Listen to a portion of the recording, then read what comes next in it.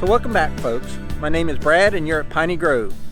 And for Mrs. Piney Grove, when you watch this and edit it, I don't think people really care that I say that they're at Piney Grove when it's really me at Piney Grove.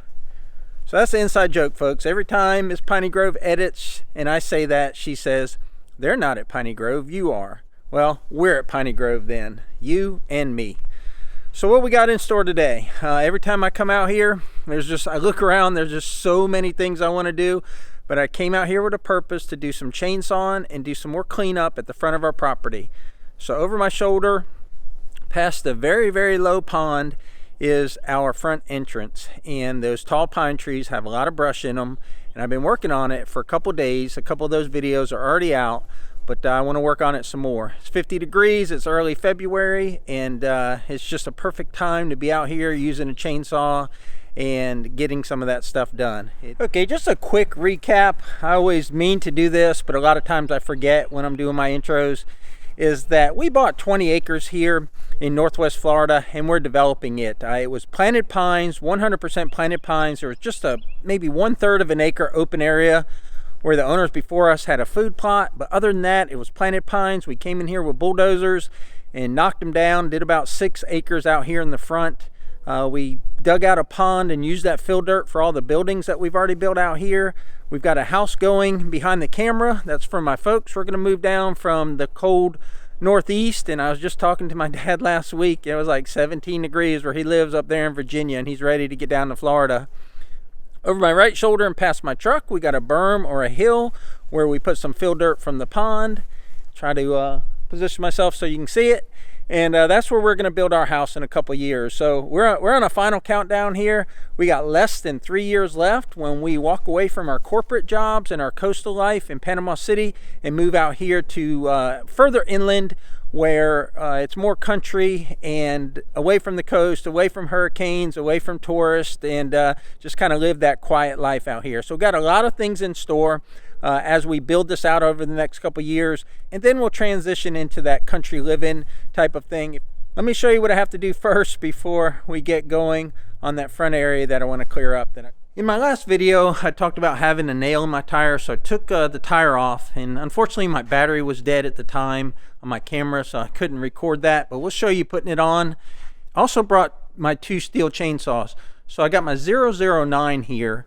That's the one that was giving us trouble when Miss Piney Grove and I were cutting down pine trees in an earlier video where we were doing a little land clearing. But I fixed that one, and then I also have my 241 there. Also got 10 gallons of diesel fuel. I used about 5 gallons in my last time out here with the excavator. But one thing that I did this week was I put this vent cap in. Now this can already has a vent cap, and we have a video on how to put them in, but I'm not sure if we've published that yet.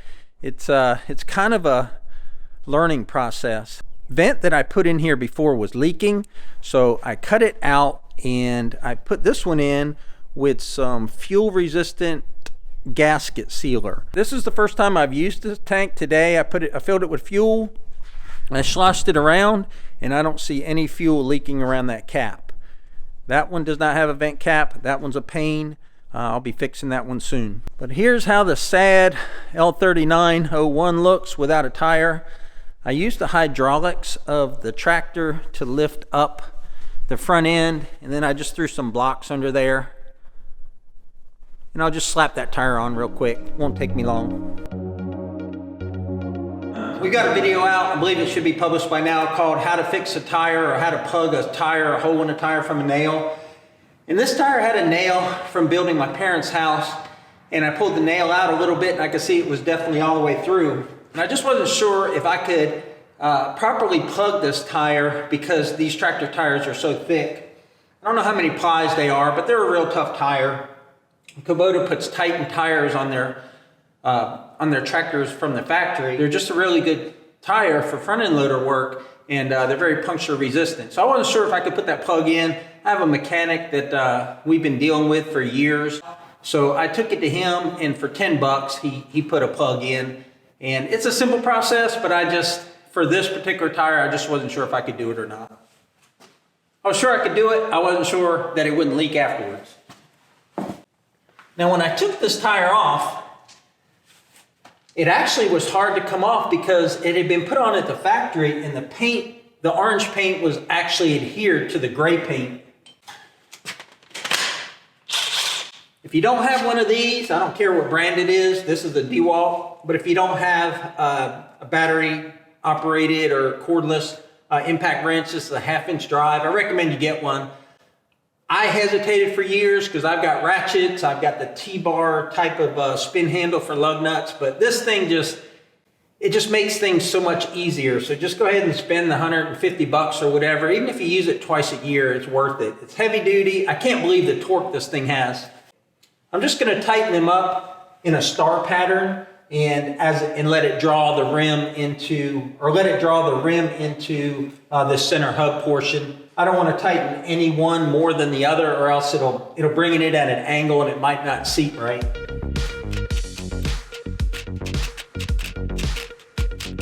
So I'll bring the camera a little tighter to show you what I did, but I just tightened them in a star pattern because you can see this little lip edge right here now protruding, and that's such a tight fit there that if you just tighten these or this one first, it might have kind of brought it in at a bad angle. So just tighten them in a star pattern. That's kind of standard for tightening lug nuts, is to do a star pattern. I don't have a torque wrench. I'm just going to tighten them really, really tight. Probably good enough, but I'm going to go around one final time once the weight of the tractor is on the tire.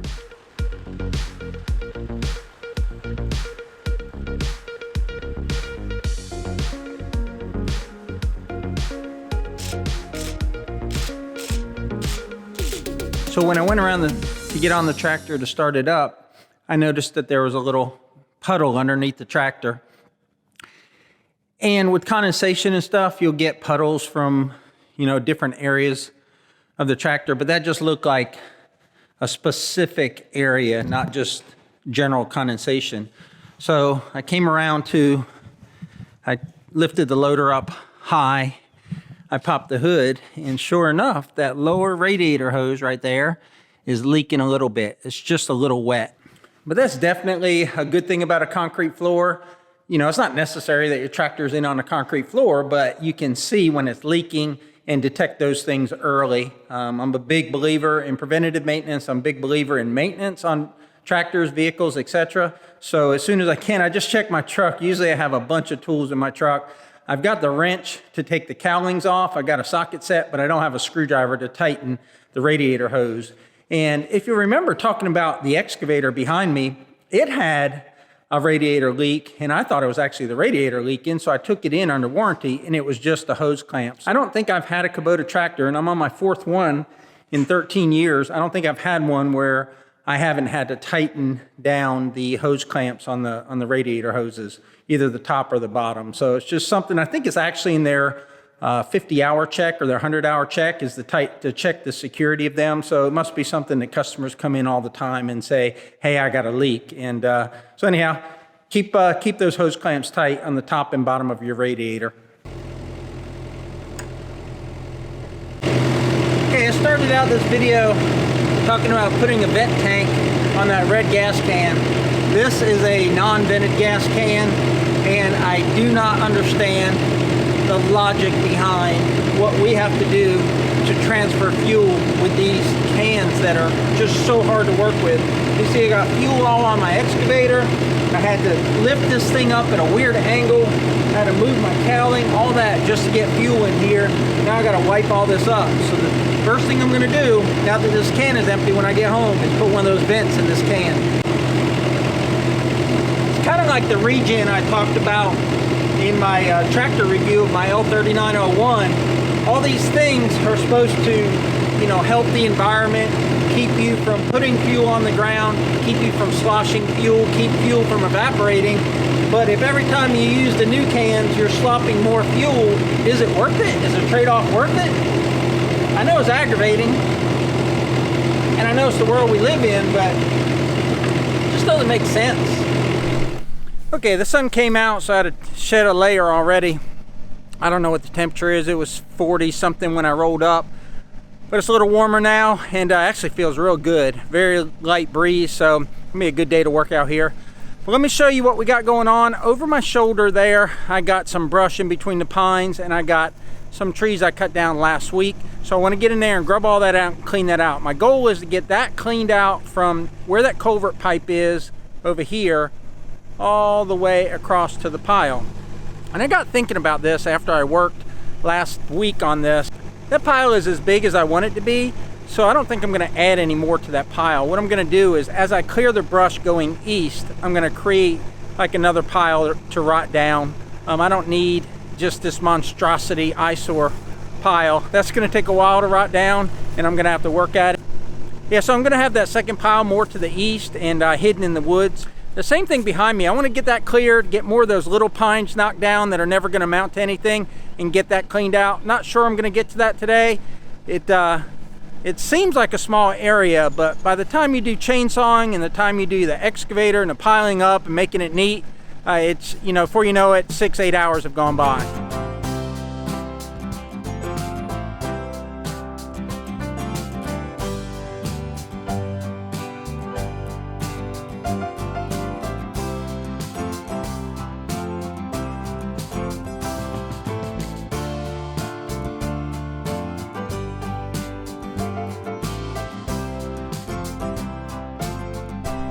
I'm gonna cut that tree up. It's just too long and unmanageable to work through here without skinning up other trees. So if I had a grapple on my tractor, I could just come in there and get it, but I don't. So I'm gonna cut it up and stack it up here and pick it up with the excavator later.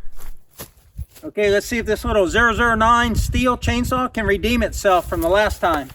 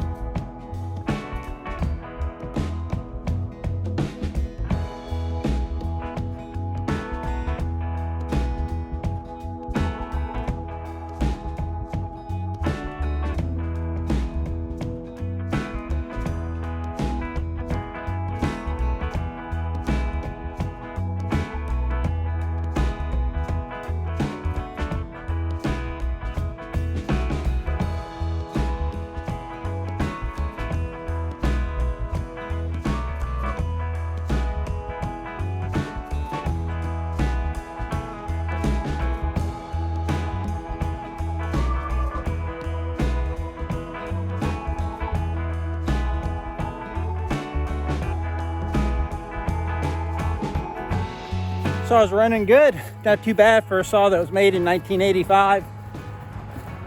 That's when I graduated high school.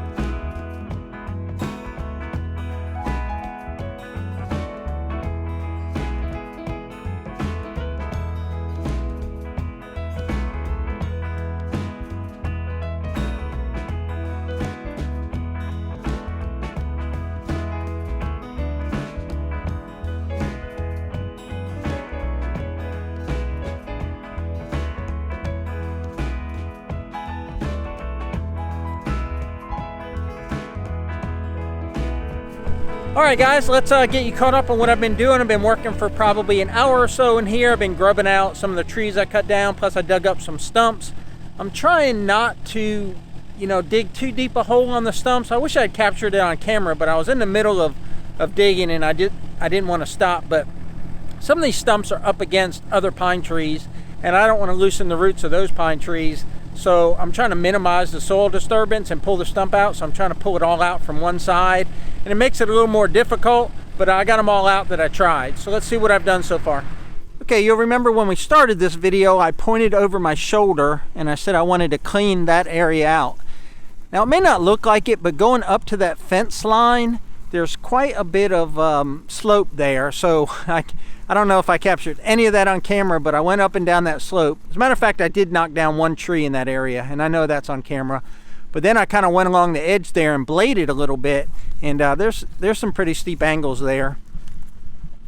But I skinned up that tree, which is fine because one of them has to come down anyway. It's a double tree. But I did pretty good not skinning up any trees. Right here is where I dug out a big stump, and I filled it back in, and I dug out several stumps in this area. But I got this clean. I can get in here with the tractor now and get in here with a mower, and that's what I'm trying to do, is create these paths, these 12-foot, 10-foot wide paths, so that it's not as hard to get in here with the tractor to keep this clean. There's still going to be some handwork here.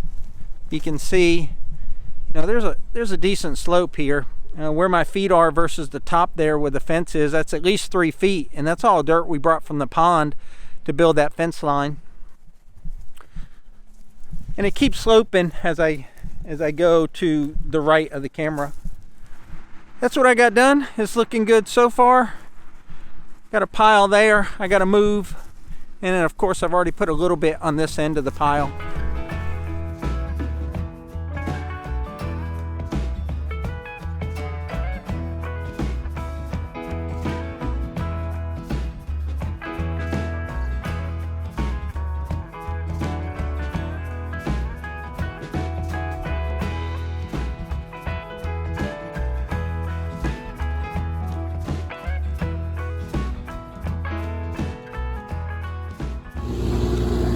Okay, so I'm still working some sticks back here. I'm trying real hard not to skin these pine trees, and some of these trunks of these trees I cut too long, so when I'm trying to pull them through the pine trees, they're getting hung up. I'm trying to maneuver the sticks without skinning up the pine tree, and it's just not making for exciting video. So I got a lot of that done. I'm going to try and move this pile here and then get back in there a little deeper and get some more brush cleaned out.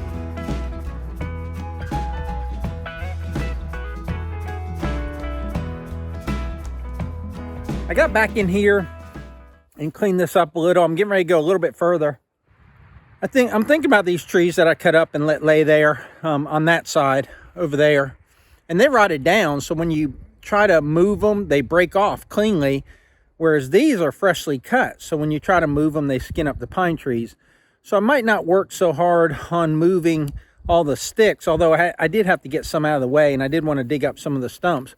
But just get more of the brush down and give those pines that I dropped on the ground another year or two to rot.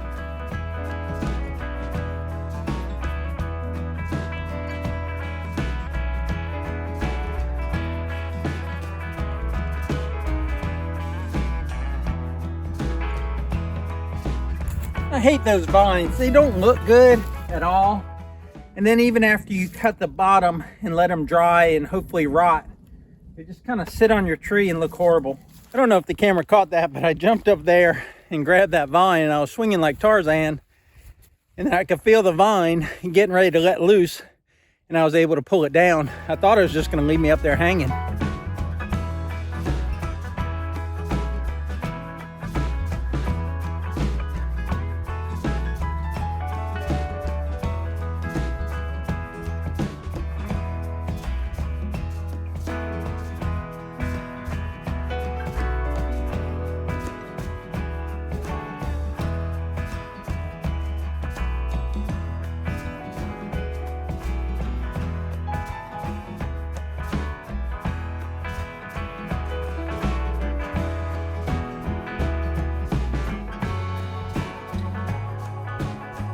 Okay, I worked my way up to the road, went down the road, pulled out a cherry tree that was kind of broken on the top and dead.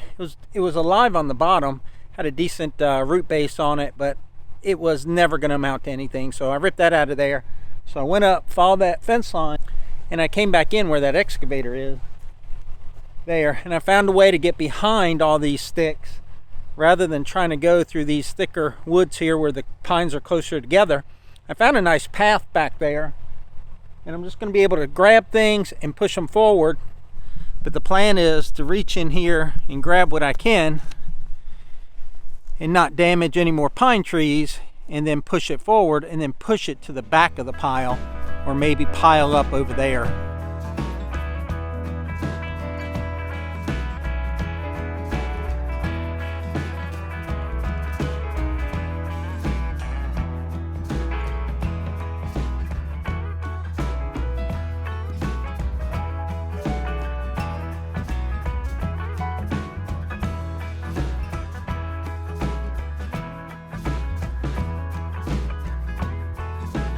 This machine is so awesome. I know it's just a little excavator, but it can get so much work done. I got a stump over here I got to pull out. It seems to be shallow rooted, so I shouldn't have to dig very deep, because I don't want to disturb the soil too much in this area.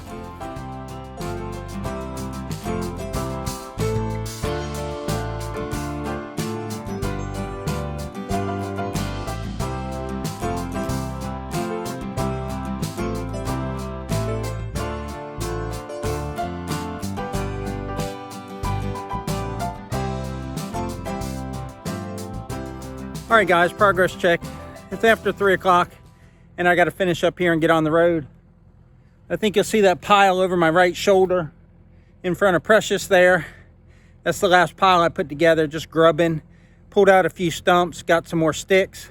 And then the pile I started on a few minutes ago is over my right shoulder, the bigger pile back there. And that's where I went in that corner and cleaned that whole corner out and put in that pile. I don't think I skinned any pine trees, so that's good. And then of course the big pile is directly behind me.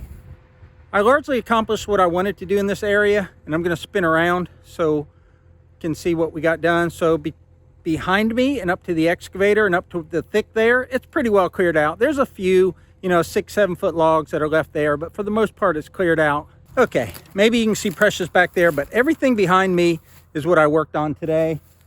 You can see the end of our fence line up there. I'm probably standing close to midway of our road frontage of our property, so half our fence is that way and half is this way.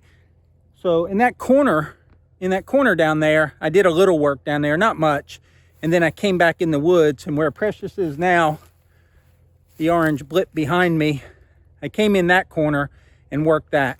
That's the homestead up there. You can see the shed, the pond to the right, and we started clearing right here in front of the camera. So right here. Didn't do much chainsawing, but that's where we knocked down that tree, and we went all through here and cleaned this up. Now you can see this tree has been skunned by the bulldozer, and I probably need to get that tree down, or else that'll end up on my fence. So south wind will push it on my fence, and north wind will push it back towards the homestead. You can see there's a little bit of a slope here. I mean, that's probably 2.5 foot drop.